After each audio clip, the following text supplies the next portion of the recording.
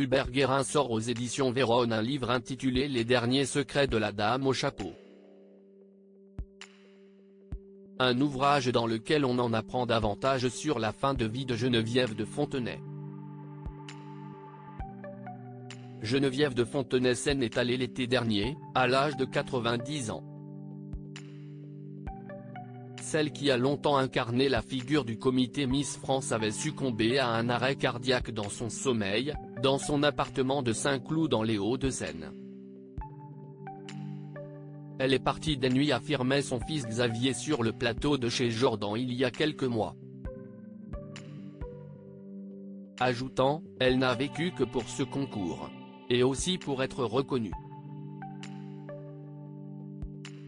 Ma mère souhaitait absolument devenir célèbre, être vue, photographiée, admirée. Avec l'âge, ça diminuait, elle avait quitté toute activité. Et la Covid-19 n'a rien arrangé, comme elle ne voulait pas se faire vacciner, elle n'avait pas de passe sanitaire et ne pouvait donc pas sortir. Cet isolement, cette pandémie l'ont isolée chez elle.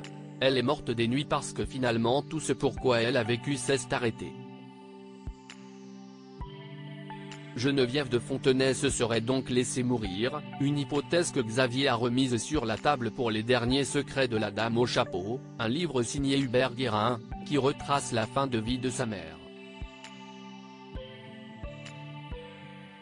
Il est également rappelé dans cet ouvrage que Geneviève de Fontenay a vu son état de santé se dégrader au mois de septembre 2022, elle souffrait d'ulcères aux jambes très douloureux qui gangrenaient, a raconté Anouche, sa voisine. Geneviève de Fontenay peu lucide sur sa situation le 31 mai, elle a alors été hospitalisée, sur les conseils d'un médecin. L'objectif étant de réguler la douleur.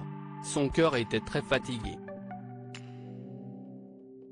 Elle était très diminuée et les conversations devenaient difficiles, a également ajouté Xavier. Hélas, tout s'est accéléré le vendredi 28 juillet. Geneviève de Fontenay a fait un malaise dans le salon de son appartement et s'est alors effondrée sur le sol. Elle est retrouvée le lendemain matin, par terre, inconsciente, par son infirmière, a raconté Xavier.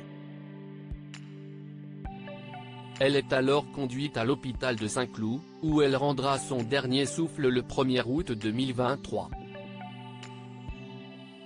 La veille, Xavier était à ses côtés. Et il s'est alors souvenu pour ce livre de ses derniers instants avec sa mère, qui ne se rendait pas compte de ce qu'il se passait. Nous n'avons pas eu le temps, ni pu parler. Appelez-moi un taxi sont les derniers mots que j'ai entendus de ma mère.